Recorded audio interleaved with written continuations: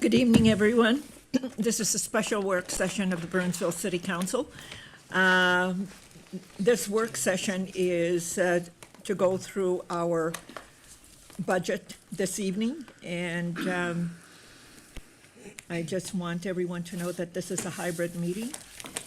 People can tune in and listen to us on Channel 16 or 859, or else they can watch us on Zoom and join us on Zoom at zoom.us/join, and all of the information is available on our meeting webpage and in our council package. And now I am going to go first to our city manager, and then he'll introduce our CFO, Deputy City Manager, Jenny Rohde. Yeah. Thank you, Mayor, members of the council. Just by way of reminder, both for you and the community, our budget landing page has all of our budget timeline, all of the materials, videos to these meetings, full access to our budget transparency portal at burnsvillemn.gov/budget. Tonight, we will go through the preliminary proposed general fund budget, as well as the property tax levy. Not to bury the lead or to take away from Jenny's presentation, but as you all well know, last year you passed a non-binding resolution that had 4 years of planned or targeted budgets and property tax levy increases based off of the financial management plan that we developed and reimagined last year. That plan, or that non-binding resolution, calls for a 7.63% year-over-year property tax levy increase for the 2024 budget.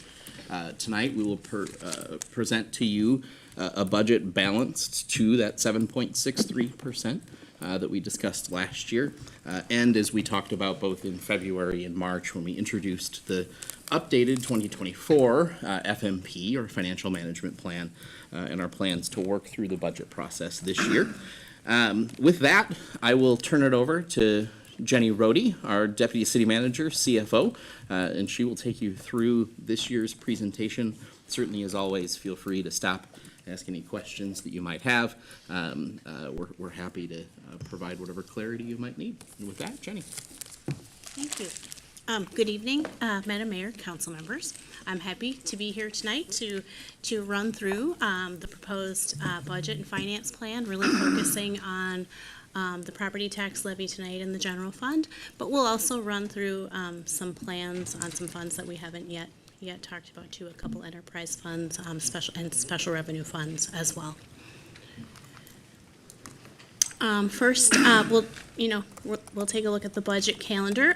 This is budget discussions have been going on for a good portion of the year. In March, we started our financial conversations with a review of the financial management plan. Again, in July, we discussed the proposed 2024 through 2028 capital improvement plan. And tonight we'll be talking more about the budget and tax levy. Our next meeting is scheduled for September 12th. There we'll discuss fees in more depth. And then September 19th, we're scheduled to adopt the proposed city and EDA property tax levy and budget. We have 2 placeholder meetings in November for a further budget discussion if needed. Followed by December 5th, we've got the Truth and Taxation hearing, as well as the adoption of the final city EDA and EDA property tax levy and budget. Tonight, as Greg introduced, we want first and foremost to say that the 7.63% tax increase works. The plan works. We're going to work the plan for this budget year. Preliminary city tax rate based on that 7.63% increase really keeps the tax rate stable around, just mid 42. The rate was 42.373 last year.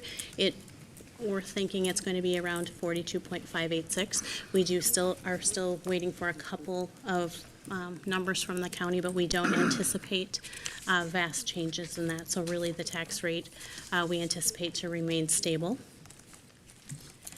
And the impact to a median value home is about $5 a month at that 7.63% increase. A median value home last year was about $341,000. This year it's about $351,000. So there's just about a $10,000 increase in the median value home. With that, this year has brought a lot of dynamic and unpredictable conditions. Those have created some challenges for the 2024 budget, and we'll talk a little bit about those on some future slides. So while the 7.63% works, it was still a challenging year with all that's going on. As we kind of take a look, and we've heard from some of our market cities, this slide really does compare preliminary tax levies from our market cities. As you can see, it's in order from highest to lowest. We're down in the bottom third there in terms of tax increases. Again, these are preliminary, but these are what we're hearing from our neighboring cities. With an average of about 7.8%. So we're below that average. Those that have provided a range, we've heard. So, Jenny, Yep. just a clarification, like Edina and St. Louis Park, Lakeville, and Minnetonka. So when you have 5.5 or 7 point, they haven't landed on what they have, but Minnetonka is going to full-service fire, right? So is that part of what they're still Yep. struggling with? Yeah, so I think for some of these cities, maybe they have some options. What we're hearing is most likely those cities that have that range will be at the top of that range. But again, we don't know that because they haven't passed those yet. But that's what we're hearing. Mayor and Council, I think an important point here is we tried to be consistent about this data. So obviously, we're still ahead of max tax decisions or preliminary levy, preliminary budget decisions throughout our market cities. Once cities adopt those preliminary budgets and levies, obviously we'll update this information and share it with you. We did decide between Jenny's circle of chief financial officers, finance directors, and then my circle of city manager friends, we kind of landed on using data that city managers were sharing between market cities for consistency's sake. And I would echo what Jenny has said. The conversations that I've had, the ranges are mostly about kind of creating menus of options, perhaps things that are already have already been approved, like full-time fire service implementation, as an example, or parks-related improvements, referendum or otherwise. So what we're hearing is that likely those cities will be on the high end of those ranges. So what we've done for the average at 7.8% is just selected the number in the middle of those ranges and then averaged the rest as we've heard it. So we'll keep you updated. Correct. As we've been working on the budget, we've had to adjust to some current challenges, really in order to make that 7.63% work. Some things that maybe last year's budget didn't include or foresee is we really had inflation of about 8% last year. When we put our plan together, we planned for about 3.5%. That's kind of an average that's used. So really that is adding some pressure. We had some dramatic workers' compensation insurance increases this past year, including impacts related to PTSD, and we're planning for about a 10% increase in workers' comp rates for this year's budget as well, based on recommendations from the League of Minnesota Cities.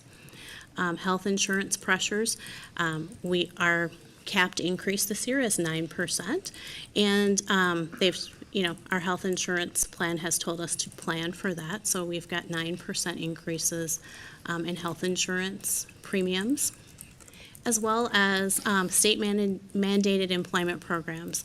Those are going to impact us starting in 2024 and at various times in future years, so we also have to plan for the impacts of those.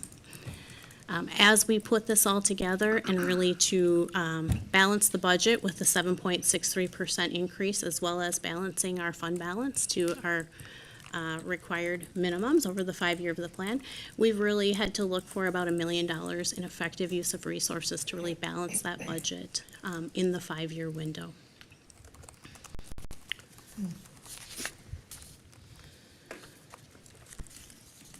Current realities. So the current 5 year plan for the general fund, we've planned to spend down fund balance. Council has approved the org analysis and spend down of the fund balance over the 5 year window, as well as the compensation plan assessment and really that lead the market strategy that we talked about in May. For a couple of years, we are at policy minimums, so we don't, in those years, and right now, we really don't have flexibility for any additional unplanned challenges that come up. And we're really, at this point, in those remaining years, maintaining the status quo.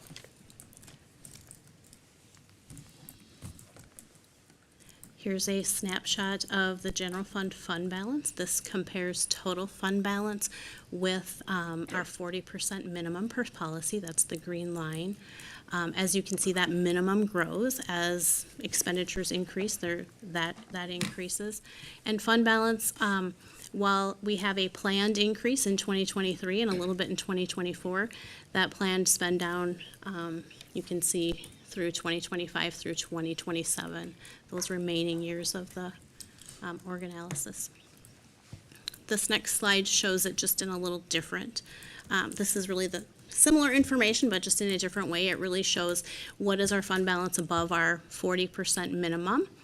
As you can see, 2019 through 2021, we had some growth and a little bit of spend down, but we also benefited from CARES funding as well as ARPA funding over these years that really allowed us, to use those funds for some of our operations and really help to build our fund balance so we could make those org analysis investments in 2023 through 2026.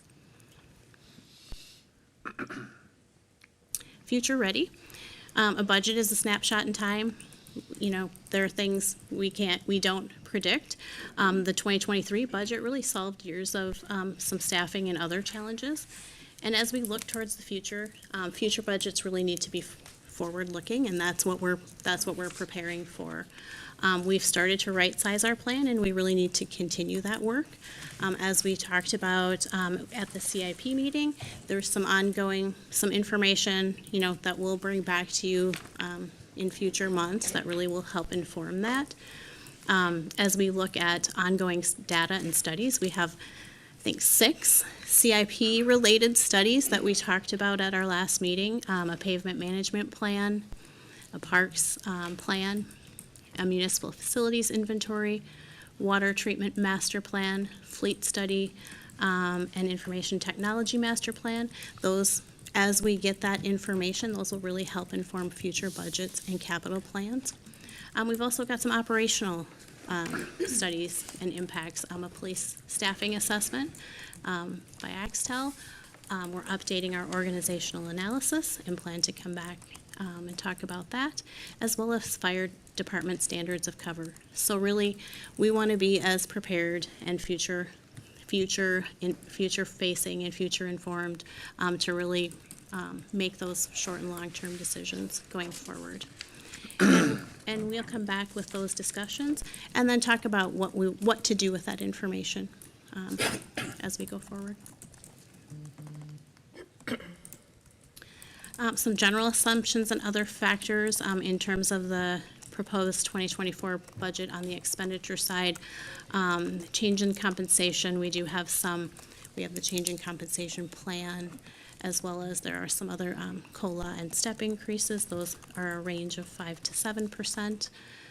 Health insurance premiums, we've planned for a 9% increase.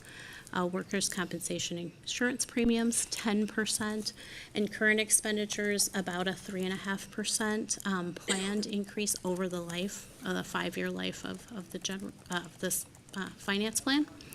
Property tax levy, change, 7.63%. Fees and charges, we've got a 3% standard adjustment on those fees, similar to last year, the plan we started last year.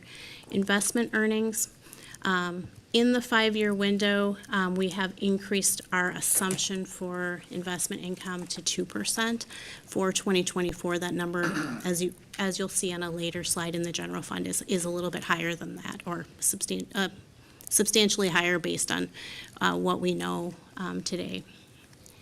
All other non-property tax revenues, about a 1% increase.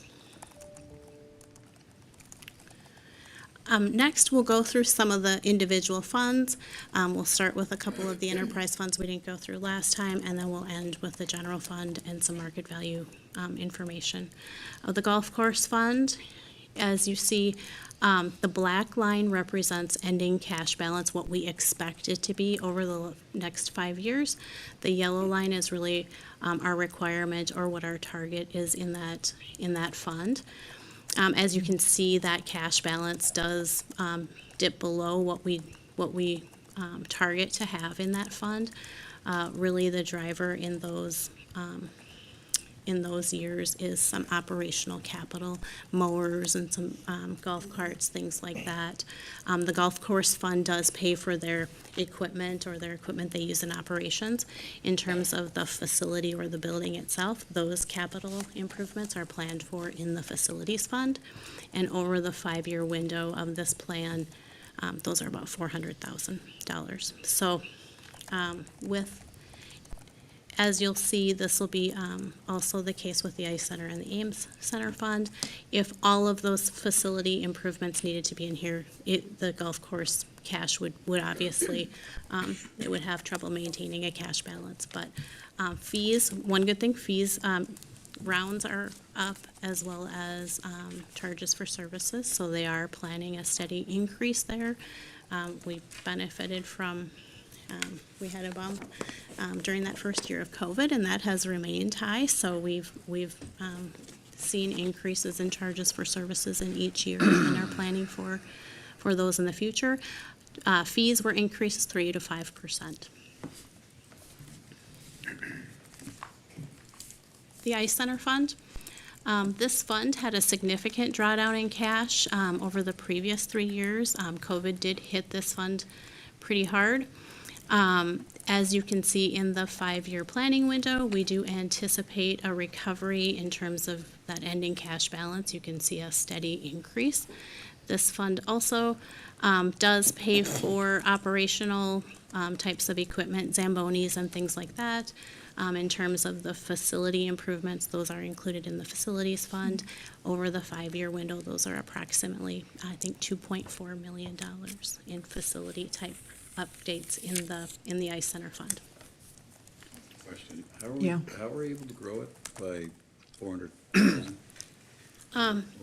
So they are, while our specific programs within the city, there's been a reduction there.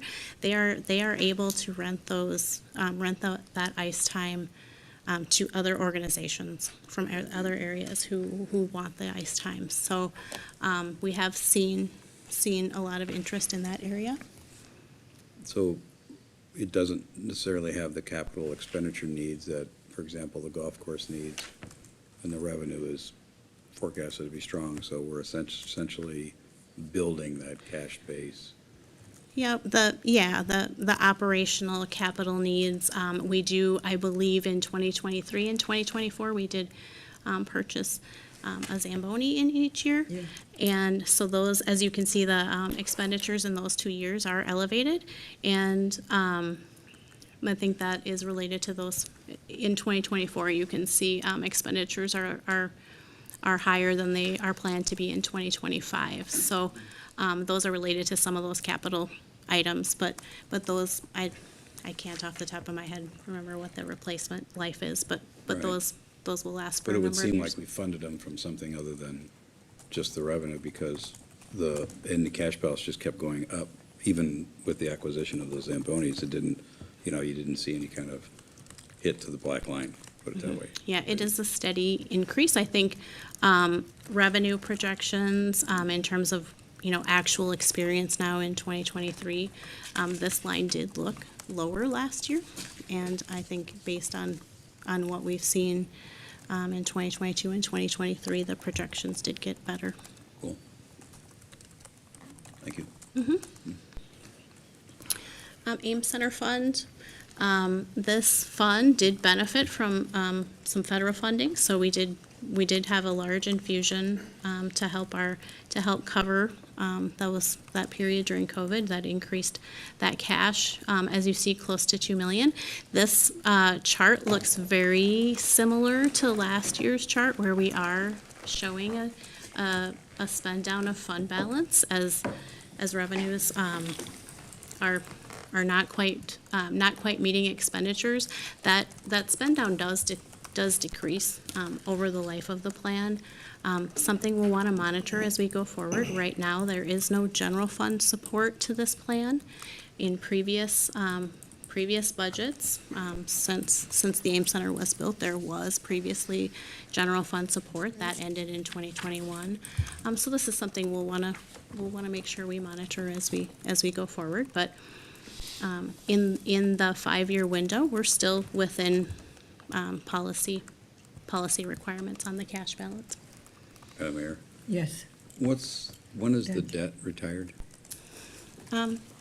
2020, I think it's 2028.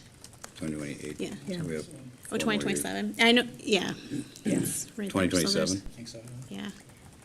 I think you're right. And what's the total annual cash demand to pay that debt service? Oh, excuse me.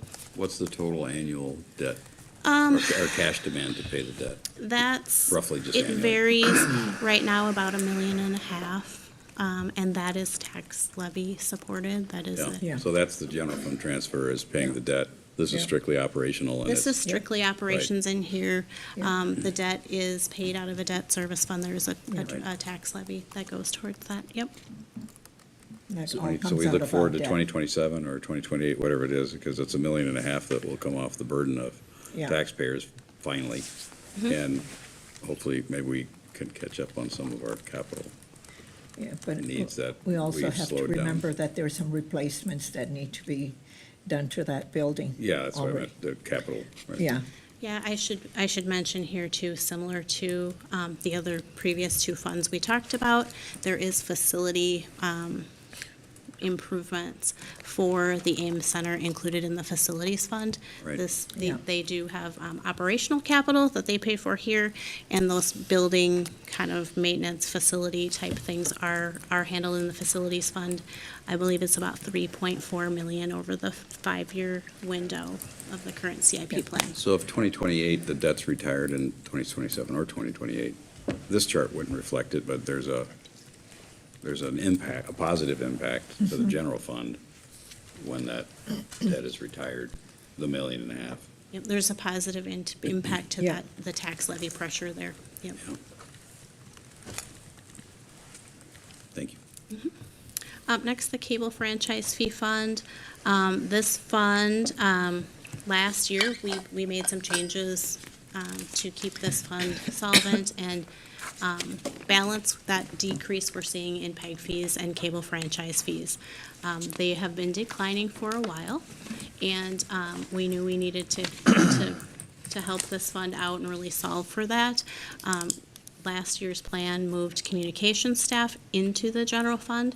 Currently, multimedia staff are being paid for out of this fund through cable franchise fees. And there's also capital purchases. As you can see in 2024, there is an increase in expenditures that is related to some council chambers upgrades and equipment related to multimedia. One thing I want to note, franchise fees, as we compared them this year to where we thought last year, they are declining at a faster rate than we planned.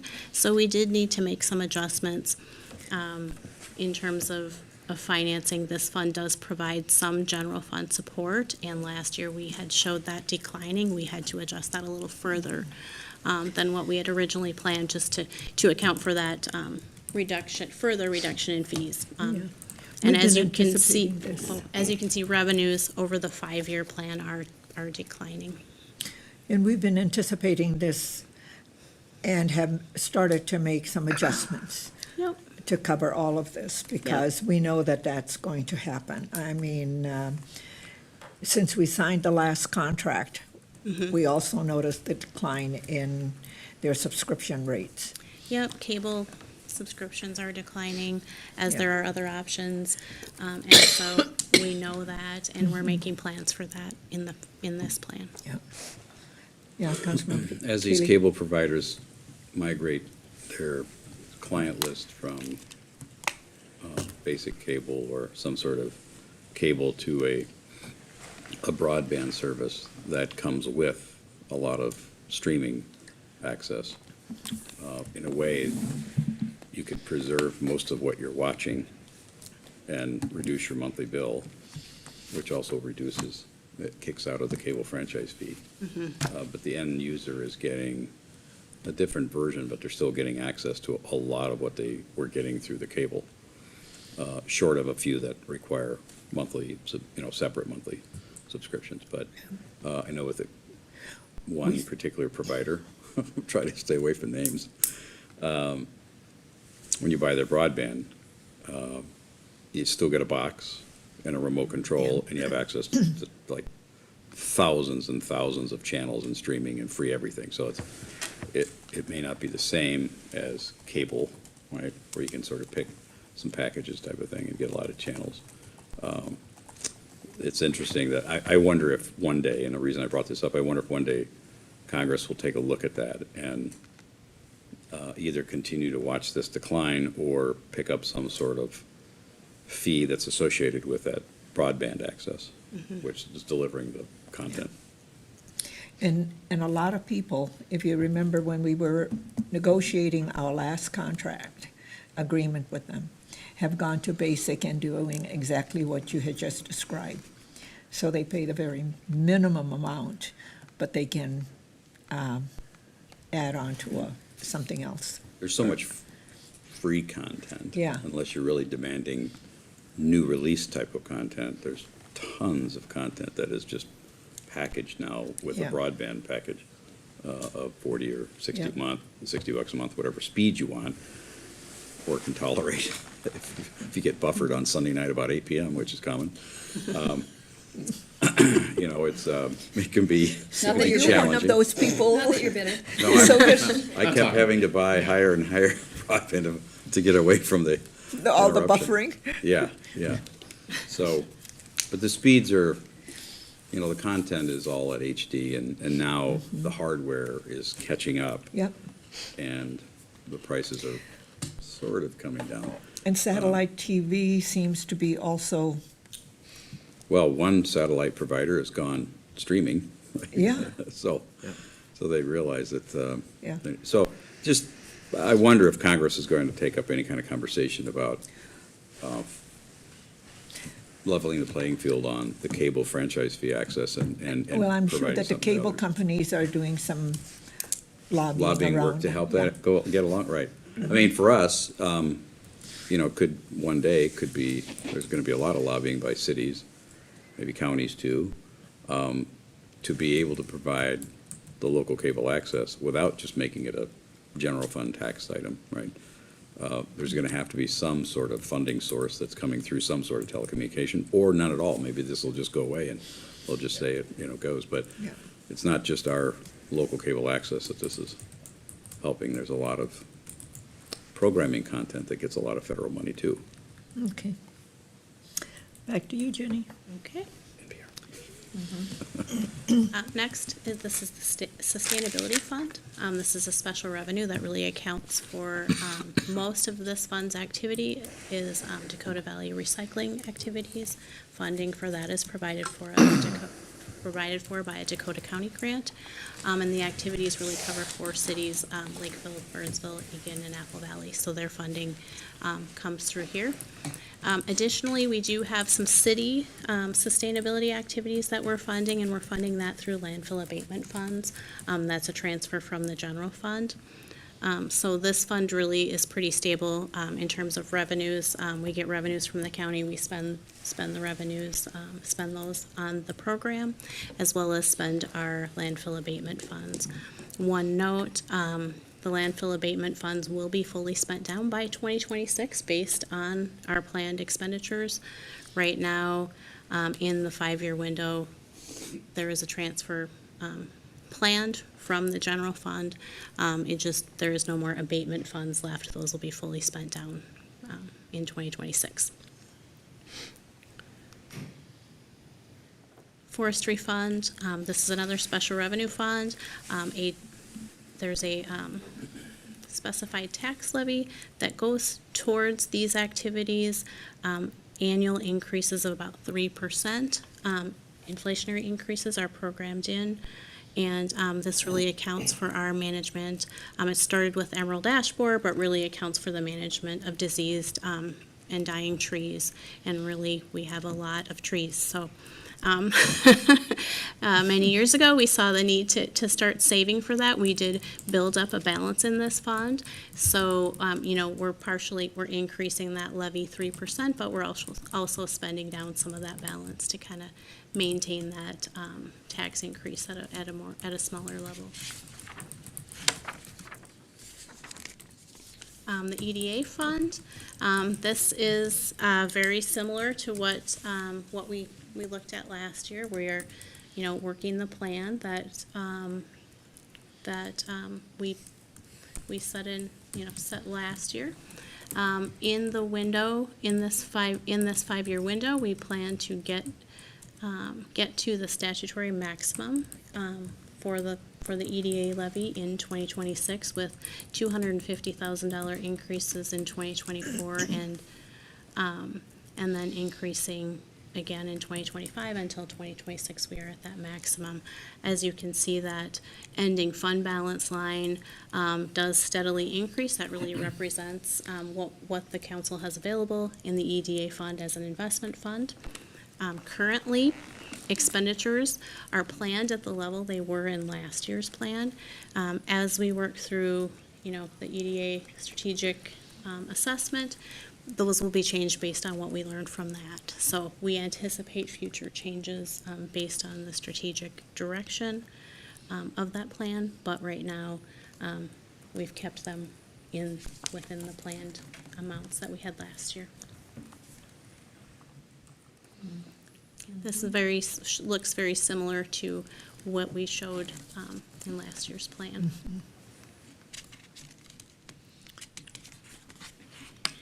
General fund revenues for the proposed 2024 budget. In the fund, specifically, the increase in the property tax levy is 7.6%, very close to the overall 7.63% in the entire tax levy. Charges for services, we did program in standard adjustments, increases similar to what we did in 2023. Investment income, I think I mentioned this on a previous slide. In the later years of the 5-year plan, we planned for about 2%. In 2024, we are really planning for a $422,000 increase in investment income as compared to the 2023 budget. Really, interest rates continue to remain high, and so that's what we're based on that and the investments that we have. We're planning for that increase in 2024. Intergovernmental revenue, we do have $3 million in the use of ARPA funds in 2024, and that is the final year of our ARPA funding. General fund revenues for the year, we have budgeted, in the proposed budget, we have included $58 million and the largest part, 70%, being the property tax levy, charges for services of 12%, followed by intergovernmental revenues. Our total increase planned in the 2024 budget for revenues is about 6%. General fund expenditures, we have proposed $57,456,000 in total expenditures. This is very similar. This gets us to a very similar fund balance that we projected last year. In terms of, we built a little fund balance up this year to get ready to spend that down with the organalysis expenditures in 2025 through 2027. Personnel is the largest portion at 76%. So when we look at kind of what's happening with wages and just insurance and some of those other factors, you know, the largest portion of what we do is really the people, and to keep people whole. As we look forward, to keep people whole and really keep the lights on, we're looking at about 5% a year just to maintain status quo. So 20, and then the second largest here is current expenditures at 21%. So a much smaller portion of the overall funding picture for the general fund. Quick question real quick. Yeah. Looking at the Burnsville CVB, isn't Yep. that just a pass-through? Yep. Yeah. So we do have revenues. Yeah. We have we do collect lodging tax. Yeah. And most of that is passed through the CVB. Yeah. Yep. We maintain, I think, 5% for administration, but a majority of that is passed through to the CVB. Has that revenue increased at all since the Yes. pandemic? Yeah, actually, it's gone up quite a bit. Has Yeah. it? I think June was the best month we've had in like 15 years or something like that. So do Oh, you know wow, I what hadn't that heard is? Huh? I Yeah. mean, I don't know the number offhand, but Amy sent out the report the other day, and Yep, so we are it's planning. come up Yeah. quite a bit. I Yeah. think we budgeted for around 280,000 in 2023. We planned for an increase in 2024 again, and we are seeing those increase. well, Those that lodging means taxes that increase. hospitality industry is rebounding very well. And business travel. Yeah. Yeah. Well, heck, we can see business travel all over the place with all of the passengers flying all over the country and international as Some well. of them are coming here again. Mayor and Yeah. council, I'll make sure that I get that information Yeah. and pass it along to you. Yeah. That's good to hear. Yeah, because it's good to know that hospitality industry is rebounding in Burnsville. So, Yeah, that's yes, People are flying Councilmember around the Keely. country, they're just not driving to work, back to the office yet. Yeah, That's overrated. Excuse me. This chart just kind of breaks down some of the cost pressures we're seeing in the general fund this year. That change in the compensation plan, that market assessment number at about $1.1 million, or 3% of the total personnel increase. Personnel organizational analysis implementation is about $1.4 million in 2024. Other compensation plan management in terms of cost of living and step increases are $1.4 million. Health insurance premiums, again, at that 9% increase, that's about 1% of the overall change in personnel for the year at $374,000. And workers' comp insurance premiums, that number is about a $951,000 increase. So, Can I ask a question? yes. yeah. We're paying almost $1 million for work comp premiums. Are we paying out that much in claims every year? Yes. Short answer is yes. Yeah. We can certainly get you more information about those. We're seeing, in terms of our mod rate and the experience the city's having, we saw a pretty large increase there, and then we're seeing an increase in rates too. So overall from the league in terms of their experience. So we're kind of getting it. We're getting increases from both sides. And as we add staff, especially as we add public safety staff, their work comp rates are higher than other staff. So we're kind of seeing If both increases. fire and police rates are higher, Yeah. yeah, and that's what I was thinking from the And- very beginning. Mayor and council, I will reshare some information with you. We have a really nice one page that deals with the PTSD work comp issue. Obviously, this was a significant discussion at the state legislature this year. There were some positive decisions made that should relieve long-term pressure from the city. Councilmember Workman, your question is not lost on me. One of the things that I've asked staff to do, particularly in the face of a $951,000 increase in premiums, is to look at other options. The fact of the matter is, as a local government employer with a police and fire department, we are very limited in terms of our options. I would also say that if we were to move away from, not saying that we would, but if we were to move away from the league's insurance trust, we would not be eligible to That's right. re-enter. So Yeah. there are some nuances to our reality that make this a really complicated part of our discussion. I'll also say, in the information that I've shared previously, I'll share it again. We are definitely a leader in experience around PTSD claims. It's a significant issue. It's something that we talk a lot about, and it's one of the reasons why wellness, well-being, safety is such a priority for us on the operations side of things, and really a reason where that investment needs to continue to happen, from my perspective, Yeah. to reduce some of those pressures and care for our people. So this is a significant issue. It's a big number. Just comparatively speaking, Jenny mentioned it before.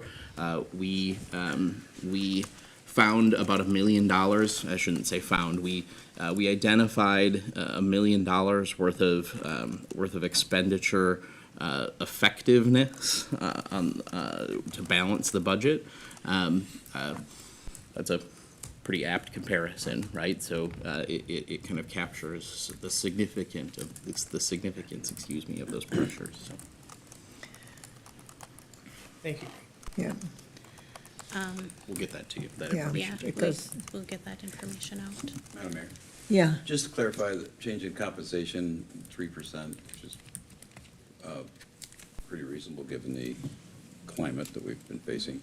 Organizational analysis, that is the additional staff that came Correct. from. That's correct. yeah, Right? yeah, And then the COLA and step increase is another 4% or 1.4 million on top of the change in compensation. And is the change in compensation like just a normal, annual merit-based type of increase? Or, So Mayor and Yeah. Councilmember Keeley, good question. That 1.1 million, almost $1.2 million, that 3% is a one-time investment. That's the use of fund balance that the council authorized to lead the market in terms of our compensation strategy. I apologize, this slide did not get updated with some language changes that would have made that more clear. So that's a one-time 3% of total personnel expenditures that we'll fund using fund balance, as we've discussed. That expense will not then continue. That'll become part of the operating budget, paid for by that one-time use of fund balance that we've talked about. The organizational analysis implementation, Jenny has a good slide here, either next or shortly, to show how we've balanced the budget and balanced the FTEs. The primary investment there is 4 total FTEs in the fire department and about 4 FTEs in the police department. Jenny will cover some of that. That's balanced to the organizational analysis plan that we talked about last year, both on the budget side of things, the general fund side of things, or use of resources, and on the FTE side of things. And then the cost of living and step increases, really, from my perspective, a better way to say that is our compensation management plan. So we use a compensation structure that's very similar. We've talked about this before, very similar to our other market cities, where basically over a 7-year period of time, the plan is built to provide for base cost of living adjustments if we were to adjust the plan, and then there are step increases that represent with an employee who has satisfactory job performance, they're provided an additional step increase, or a step increase as part of that plan. Your question is a good one in terms of kind of that connection between how we're managing performance and accountability and compensation increases. The individual responsibility, accountability across the organization is extraordinarily important to me. It's something that our leadership team has been very aligned about focusing on, and it's our intention to make sure that component of the plan is working. To not only incentivize, encourage accountability and good behavior, but really to drive the type of results, excellence being one of our values that we expect our employees to deliver to the community. follow-up? yes, So, Councilmember Keeley. were we able to hire all of the staff, or do you think we're going to be able to hire all the staff, specifically concerning our wonderful police force, where I think it was 8 full-time employees to be hired. And if we were not to get to the 8 by the end of the year, and we've set that budget into our foundation, so obviously we need it the following year because hopefully we'll catch up and get those 8. Is it just then unspent because we weren't able to hire, just ends up in fund balance? Yeah, so it's a great question, Councilmember Keeley, Mayor, Council. I believe, I'm going to need Don and Bethany to help me here. I believe that the 2023 commitment to the police department was 12 FTEs? 10.5. 10.5 FTEs? That's what I remember. Thank you for Oh, I thought it was helping. 8. Maybe Thank it you was for the 8 patrolmen. phone a friend lifeline on that one. 8 of those FTEs, Don, again, help me out here if I'm giving bad information, or were patrol officers, police officer positions. It's been an incredibly hard environment for us. I would say that if you were to ask me, it's probably my #1 organizational concern. We've made a commitment and a really strong investment to public safety for the community. From the council's perspective, we want to deliver on that, and we're having a hard time finding police officers. You've heard that from Tanya. Just this week, I sat down with Tanya, Jenny, several other staff, and we've talked about a plan both currently in the 2023 operating budget and then into the 2024 implementation of the additional FTEs that we still have identified to course out a plan where we can. There will be some salary savings. Because at this point in time, we still have about 5 FTEs, I think, vacant. A couple folks in the pipeline would bring that down to 3. There would be obviously some salary savings from those open positions. It would be our intention to invest some of those resources into programs like our CSO program, which has been incredibly effective. About 50%, as I understand it, of our current officers were once CSOs with us. That's a great program. That's an incredible number. Like, is. there's no other agree. that I know of. There's no other organization that can kind of claim that effective of a development program. So it's our intention to invest some of those salary savings into that program to hopefully incentivize, recruit, get on board folks that then can become police officers within the planning window of the organizational analysis. So we're incredibly fortunate to have some really creative leaders and staff in law enforcement and our police department that have put together a plan that really makes sense and is respectful not only of balancing the budget, but the FTE complement that the council has adopted in the 2023 budget and do things a little bit differently to try to solve the problem. Thank you. Well, we've all seen the news stories. Yep. Fortunately, we're not one of those stories where the whole department quit because of lack of salaries and support. Yep. I think those policymakers may have made a questionable decision not to support their law enforcement, especially now. But it looks as though this is going to be something that public safety will face for a very long time, and It's across the country. we really have Yeah. to, as we had a conversation, and I think it was possibly in this a work session previous to this, we have to get really creative to create a better option when people are saying, well, I can get hired over here, I can get hired in Burnsville. Why do I go to Burnsville, right? Because there's just fewer in the Yeah. pool, or fewer candidates, period. Thank you. Yeah, hiring police officers across the country is a big challenge. So it's not just Burnsville and Minnesota, it's across the country. Yeah. Like we're not Minneapolis. Oh, yeah. Yep. So yeah, those are the main components, as we look at those, cost pressures, in personnel. So those personnel overall increased about 5.3 million or 14%. Current expenditures, we're proposing an increase of about 5% or 540,000. As we talked about before, we did, make some, operating effectiveness, changes and looked at what we could do in our current expenditures.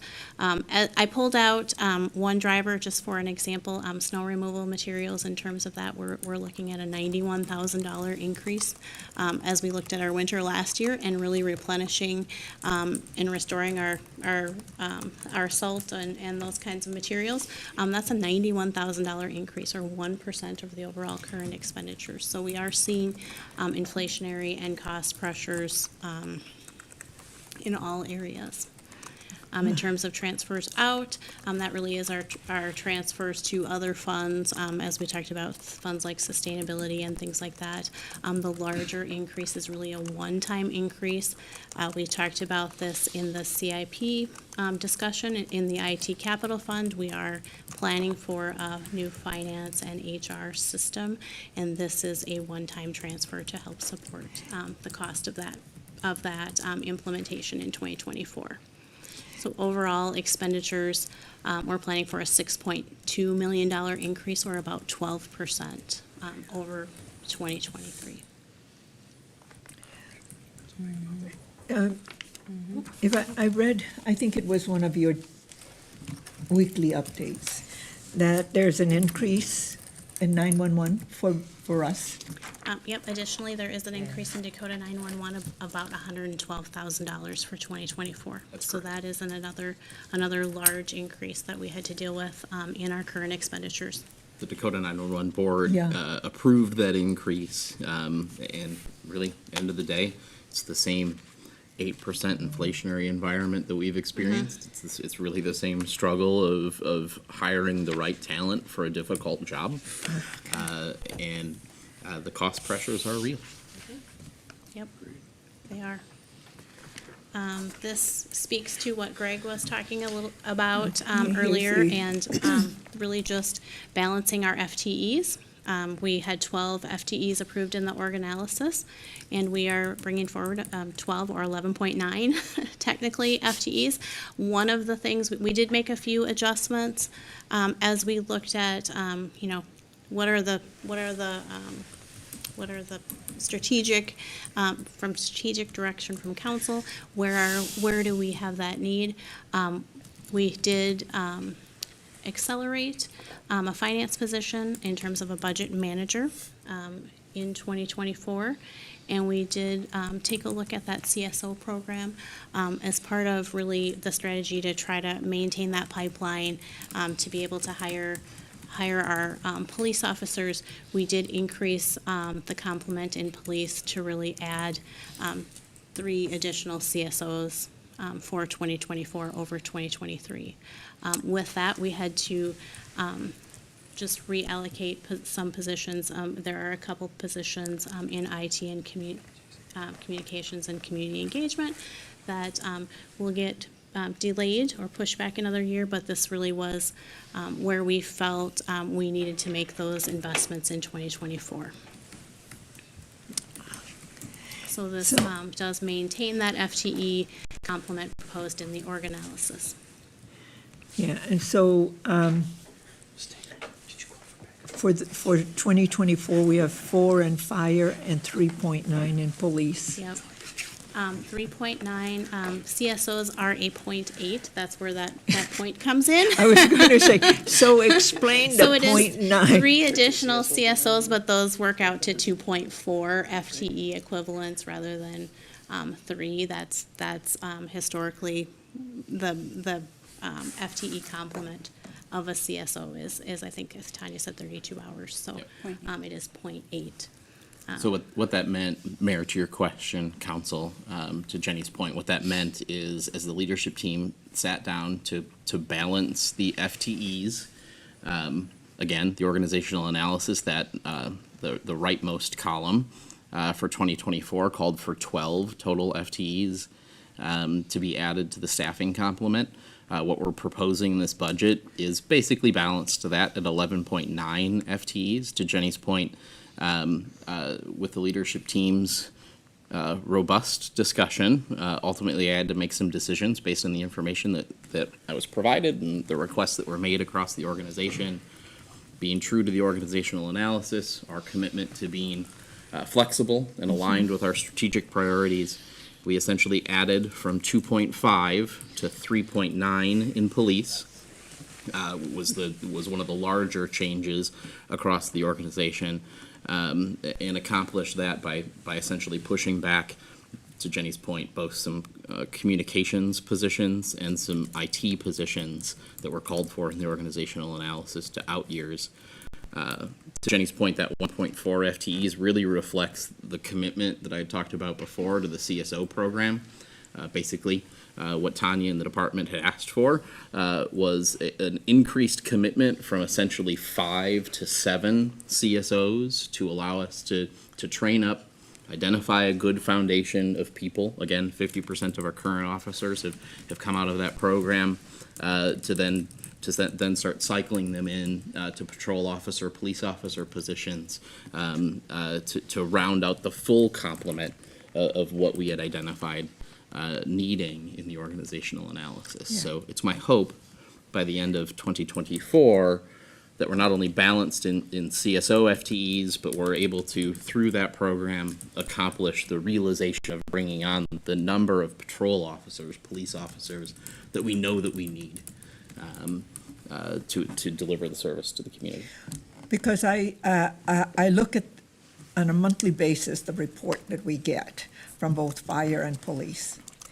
And I continuously see the increase in calls, both fire and police. And so, in the org analysis, there were 57 FTEs that we had to, are they going to be phased in? So the total organizational analysis, as you recall, was essentially what ended as about a 4-year plan. Yeah. Over those 4 years, the plan, if it were fully implemented, would be 56 FTEs added to the organization. What we're doing here, what I'm proposing to you, and what the leadership team has had input into, is continuing that implementation of the total of 56 FTEs over the planning period. So balance to those FTEs, but prioritizing to the strategic direction of the council, to our strategic priorities as an organization, and ultimately the very real challenges of balancing an effective budget and delivering the type of service that we need to the community. My concern is this, as I continue to see the uptick in calls, because they're always vertical. It doesn't flatten out those lines, both in police and fire. Yep. And so then I look at the correlation to PTSD and all of the mental health issues, or that's in both fire and police. And if we're not staffed right, then we're going to continuously be challenged with this kind of cost pressures on the health side of things. Mayor, council, I couldn't agree more. Again, I don't want to repeat myself necessarily, but I guess I will. I believe particularly police officer recruitment is one of our most significant challenges. The reprioritization here reflects our commitment to solving for that problem, or to at least do our best to be on the leading edge of a solution to that problem. And I would also remind the council that as we adopted last year's budget, one of the things that we said to you, Jenny mentioned it earlier in the presentation, we knew that the organizational analysis was likely incomplete in the police department. So we have completed the Axtel study.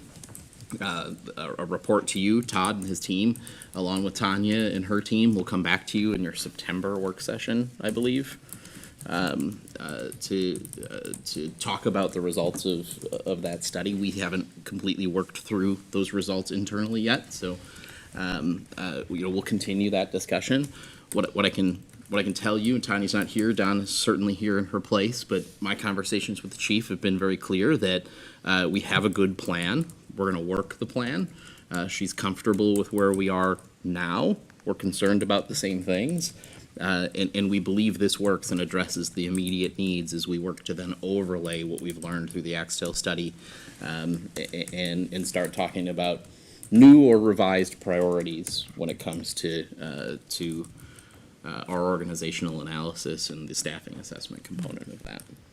Chief BJ, you have 4 that are being scheduled here for '24. And I see your numbers as well.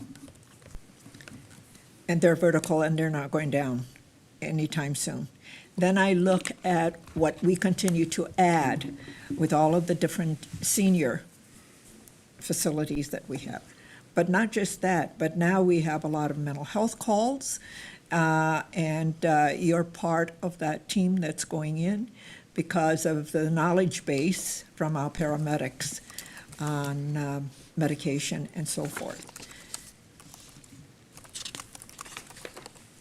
My concern is the health of the people, because those are the pressures if we don't have enough personnel out there taking care of all of this, because I don't see it. Mental health is a huge issue, not only for us, but across the country. I mean, we're before Congress now to lobby for funds for mental health.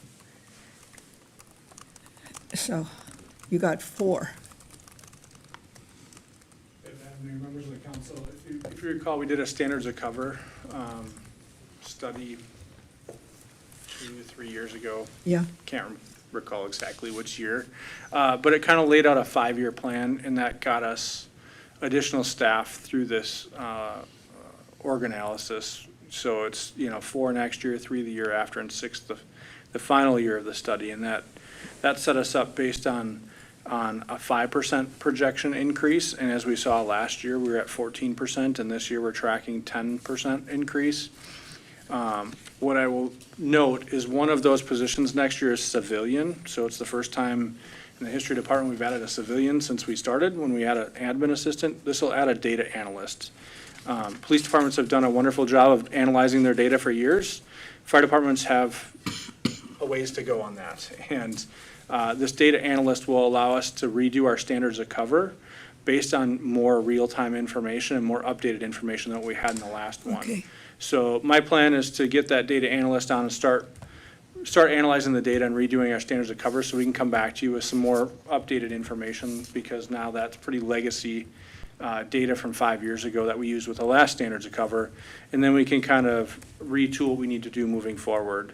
But I would tell you, I think we have a good plan. Let's work the plan as we've talked about. We have the SAFER grant in. If we're fortunate enough to get it, it would front-end load all of those people that are in the org analysis. And if not, we will work on it. And it's really a long-term issue, right? But getting the people that we have in the org analysis will allow us to buy time to be able to get additional staff in the future.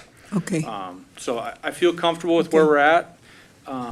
I just think that our long-term projections, and we didn't go beyond 5 years, but this is why we don't go beyond 5 years, would be compressed, right? Because 5% year over year versus 12% year over year is a significant difference in call volume. And 10% of almost 10,000 calls this year compared to 10% of the 6,000 calls it used to be, Yeah. right? I mean, that just continues to compound. So I think we'll have a strategy. I think the use of the opioid money and doing it in a very unique fashion gets us in the community risk reduction space in a different way. And I also want to explore what does that look like in the future and what can we do to reduce risk. I don't know that we'll take away a ton of the calls, but which ones can we and what can we do differently? And I think fortunately we're willing to be bold and different, and I think we can think about things differently, so. okay, thank you. Okay, as long as you're comfortable, I'm comfortable. Yep. So Mayor and Council, I think this is a good point just to pause as a reminder. We've talked with you about an updated organizational analysis. It's our plan in your November work session to bring a completed, updated 2024 organizational analysis to you for discussion. The leadership team is actively working on that right now. The reason I mention it is because really last year's organizational analysis was just the staffing component. Yeah. And we've recognized that the staffing complement, absolutely critically important. That's information that you need to be able to strategize future budgets, future financial decisions. We're also adding to that our compensation management or our compensation plan because we realize 76% of the budget that we're talking about tonight is people, and that staffing plan is impacted then, the budget's impacted by both FTE count and that compensation plan. The third component is to align all three with our service inventory. We're really unique. As a matter of fact, I'm asked more often than not in conversations when we talk about this plan for our service inventory, we're integrating that service inventory into the organizational analysis. So a three-legged stool of staffing, of compensation, total rewards, our investment in people, and then finally, and perhaps most importantly, our service inventory. What is it that we're doing to deliver service to the community, to make sure that all of those components are aligned from an organizational perspective, and you have the data and information that you need to make good decisions. Okay. All right. Moving forward, here is a snapshot of the general fund, overall sources, revenues, and expenditures. As you see, this probably looks very similar to kind of where we ended up in our plan last year. We're really just utilizing those resources we built up in 2023 and 2024 to really fund those investments in the organizational analysis over the 4-year window that it covers. Want to point out here, as we saw in the earlier fund balance slides, we are planning on spending that fund balance right down to the policy minimum at 40%. It reaches 40% in 2027. I think it's 41% in 2026. So just want to point that out, as it does limit our flexibility to respond to any future unexpected challenges, and we'll have to be planning for Yeah. that. And any natural incidents. Yep. Yep. Okay. Kind of changing gears here, just wanted to also take a look at where we stand for payable 2024 market values. As we got preliminary information from the county, we are seeing, our residential values are about 63%, commercial industrial 19%, and apartments at 16%. Those overall increases year over year. For pay 2024, we're seeing our residential properties increase about 3%. Commercial industrial are increasing at about 12.7%, and apartments at 11.7%. So we are seeing a little shift there. Yes. To that commercial industrial. Over the past number of years, the pressure has really been on those residential values. So we are seeing a little change this year, which I think It's is a nice, positive even change. just a little bit that the businesses would carry, because the residents have been carrying the Yeah. boatload. It's been flip-flopped in Yeah. past years. Definitely. Here, we just wanted to do kind of a chart to look at the last 5 years and see where we've been in terms of property tax increases. That gives us the 5-year window. I want to point out on the city tax rate, as we compare 2024 to 2020, we've really seen a slight decline in our tax rate.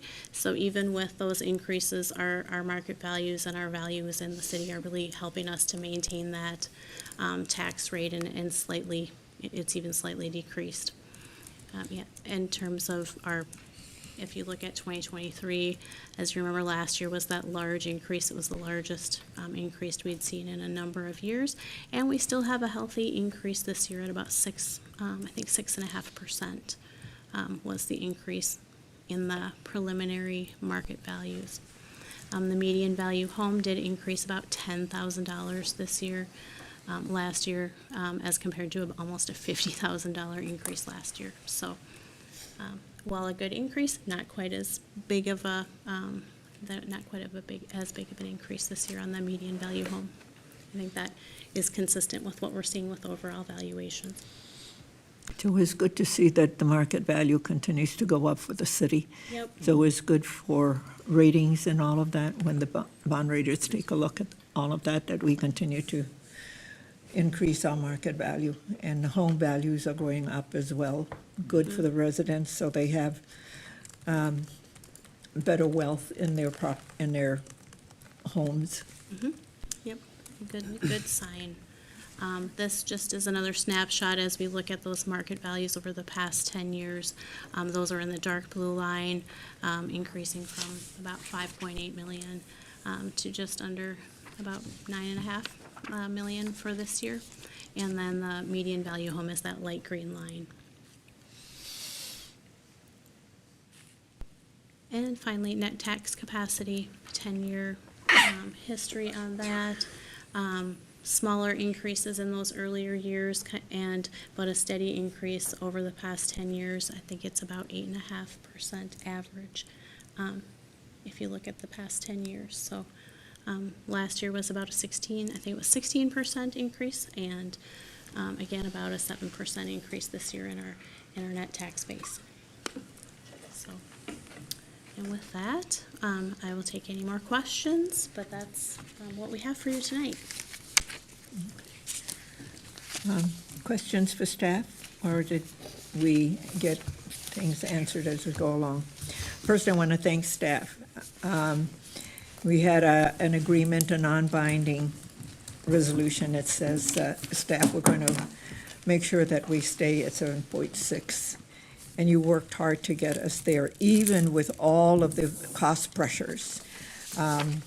Because if I read everything correctly, Jenny, our revenues are a 6% increase, and the expenditures are like at 14%. Yeah, as we look at year over year, part of the pressure this year was a 6% overall revenue increase as compared to, I think it was maybe 12 to 14% overall in expenditures. So really, that is a pressure we had to deal with this year as we looked at, inflation, pretty much unprecedented inflationary increase over the But I'm past truly year. grateful with all of the health insurance premium increases. These are all things out of our control.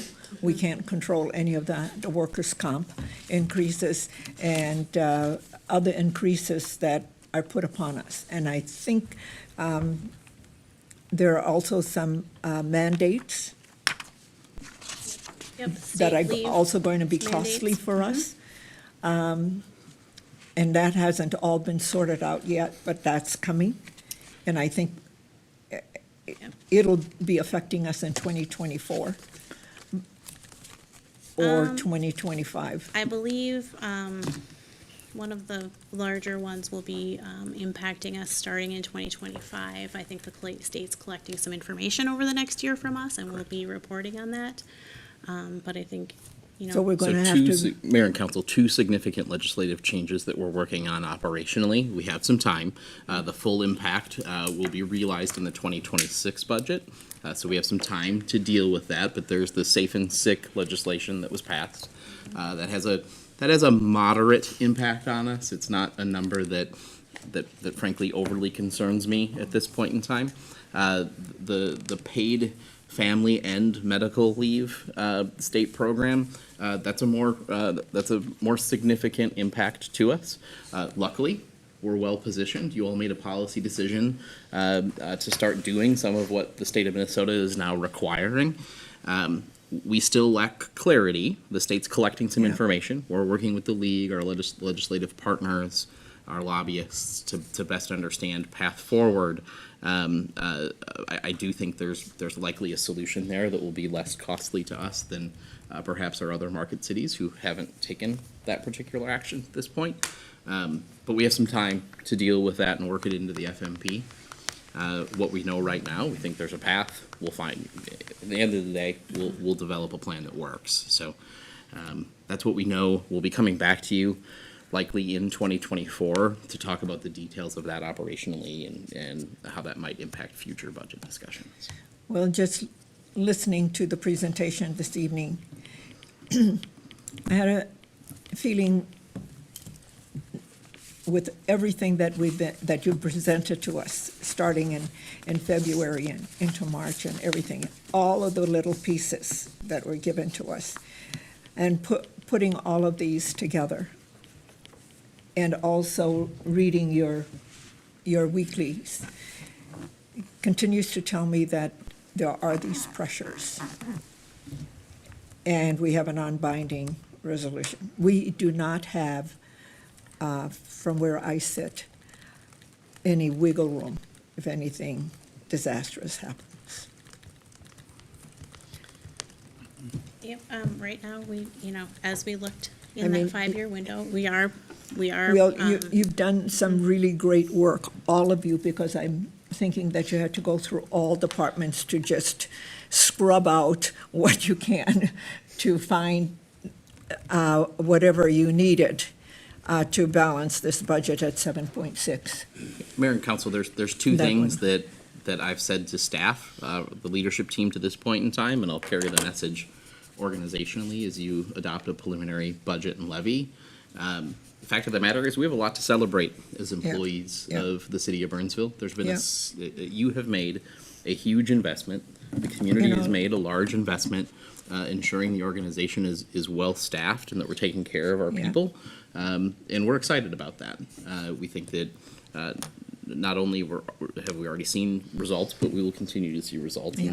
in the delivery of service. The second thing is, this was an unprecedented economic year. It just was.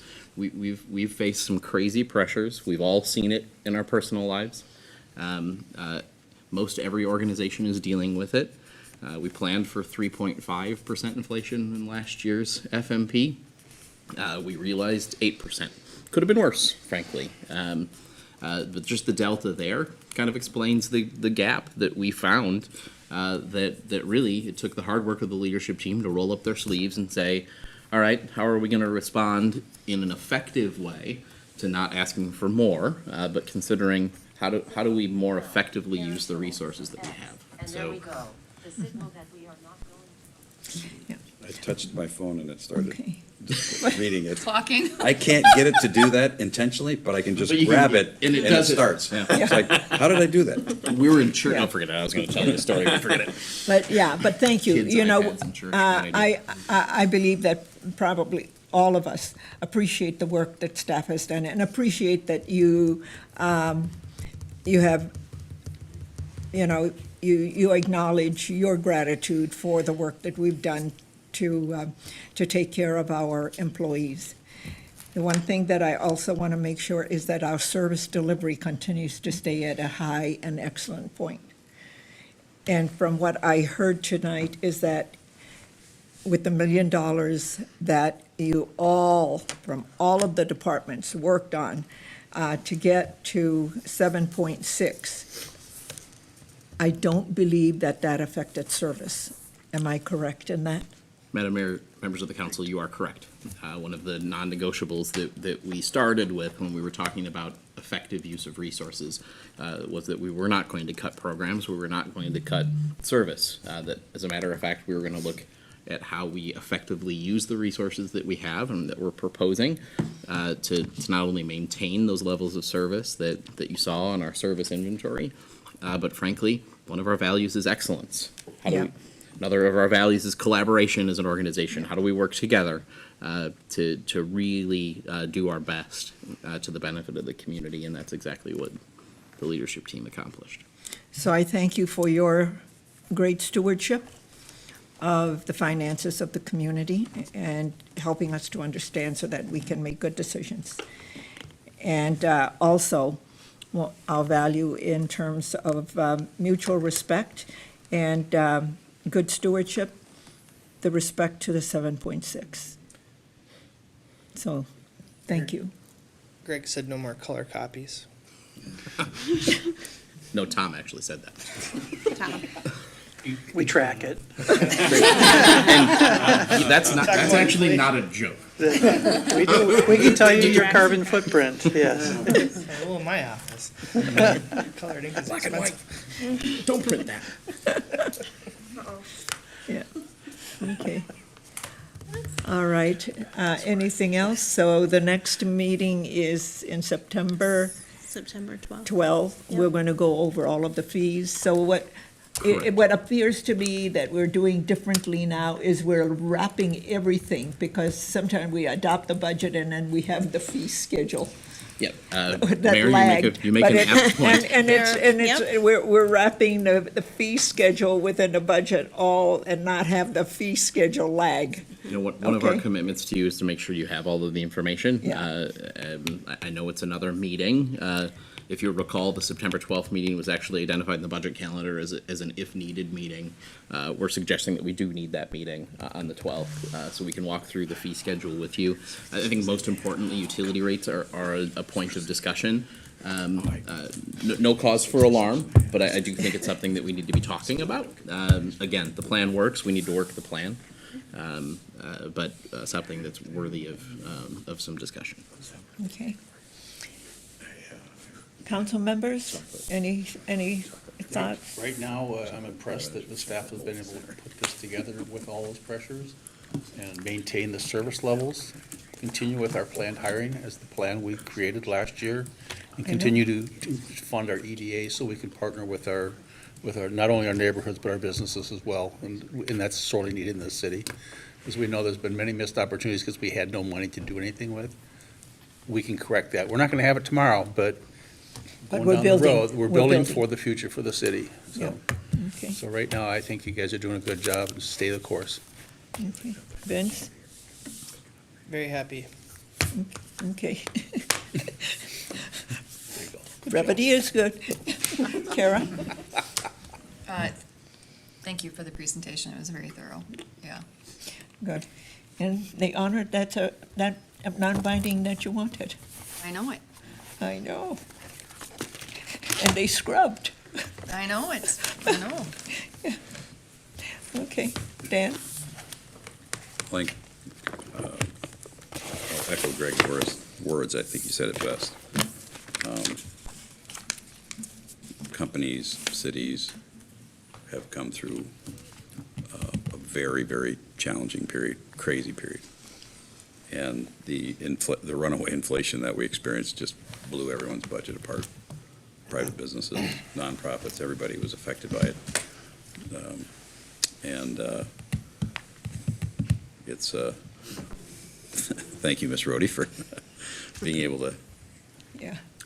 figure it all out and be able to stick to the number that we wanted to try and stay at or under, right? Yeah. Call it a cap, but,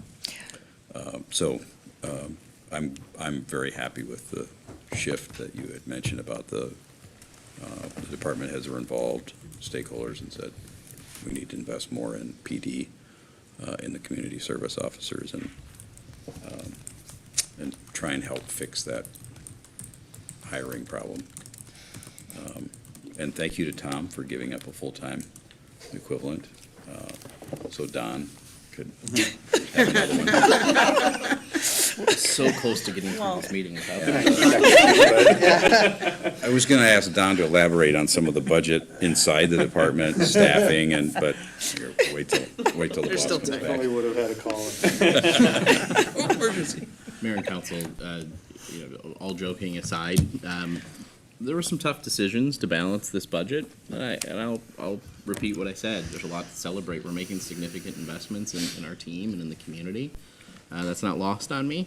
But there were some hard discussions among the leadership team, and there was some frank conversations about folks who didn't necessarily agree with everything that we were doing.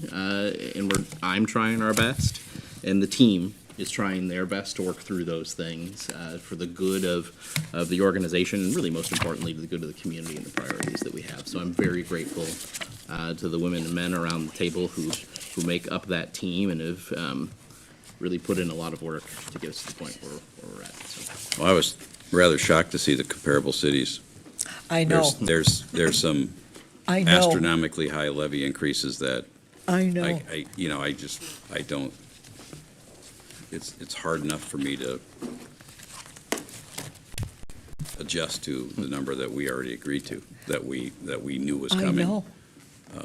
And there were some, in my opinion, inexcusable numbers above that. I don't know how they are gonna manage that, but they probably won't land on those numbers. But there is a lot of garbage that was thrown on us because of economic factors, the pandemic. And, you know, we got a great team, and I think we've handled it and managed it pretty darn good, thanks to those Yeah. staff members and leadership. It's not easy, but, you know, we got to get back to reality at some point. And 2024 is now late 2023, 2024 is the soft economy coming, and how's that going to impact our community, our businesses, our city budgets going forward? Yeah. You know, we tend to lag a little bit, as was noted in that article. But most of those articles always reference the property tax value, right? As if we're a mill rate and if we just Yeah. get whatever Yeah. percentage rate. There's still that Yeah. perception out there that that's how it's done, Yeah. right? If it were only that Yeah. easy. Yeah. Yeah. So in a recession, government's shrinking by 20%. That's not No, really true. happening. Yeah.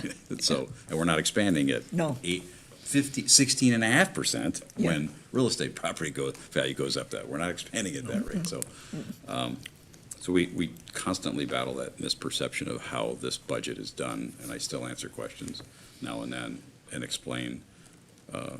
Now for this 17th year in a row, I'm explaining how it actually works, that we're dealing with hard dollars. Yeah. And your property value going up doesn't mean that we make more money. That's right. Or more revenue comes to the city. Yeah. So I think we have a good system and a good process, and it's very defensible. Yeah. Very. So, and I think it's a smarter way to go. But thank you. Yeah, Good job. I'm grateful to our staff, so thank you, all of you, for all of your good work and hard work, and thank you, Greg, for your leadership. So, and Jenny, I know you had some sleepless nights, but hey, To do it all over again. Yeah. Start over So- again. so, very good. It's been a good day. Started out over at the county and council meeting and budget meeting. Thank you, staff. Yeah. Yep. Yeah, you all hit it out of the park. And thank you to our county commissioner for Yes. going to bat in a big Our- way. to get that Well, our done. county commissioner Good point. worked hard, but you know what? We also had some really good advocates, like Commissioner Atkins, Commissioner Mary Hayman Rowland, Commissioner Drosty, and Commissioner Lauren, Lori Melton. what's her last name? Halverson. Yeah. Lori Halverson. Yeah, they were the ones that voted for us, and Yeah. Commissioner Hallberg and Slavic voted against us. But we got it. There for a while, we were sitting there wondering whether we were going to make it or not, but Jeff did such an excellent job. I was just going to add, Mayor and Council, Excellent. Jeff made what is one of the top best presentations that I think I've seen Yeah. in my professional career today. So Yeah. it was a good team effort, and certainly grateful to Commissioner Workman, Chair Workman, and, Yeah. her advocacy for the community. That made a difference Yeah, today. She worked hard, because when Greg and I had a meeting with her, and we did it. So She did say, from that point on, she was doing her work. But she also said to me, "You have to do your work with talking to the other commissioners." So, yeah, and it came out. But Jeff, I mean, your voice was confident and direct, and you told our story, and was great. the direct feedback I got was Jeff did an excellent job presenting. He's a keeper. Yeah. Are we still evaluating whether we were going to? I've already, is not yet up. no, we actually, I'll frame it. Could you send that to Hugo and Greg? I've heard at least one person threatened to steal them. So I was gonna Oh, say, yeah, we don't no, need to no, float no, that too big. no, I'm going to work on making Yeah, sure it- that doesn't happen. yeah. Yeah. So, It was a good day. it was a good day. So thank you, everyone. If there is nothing else for the order, we stand adjourned by acclamation. Yay.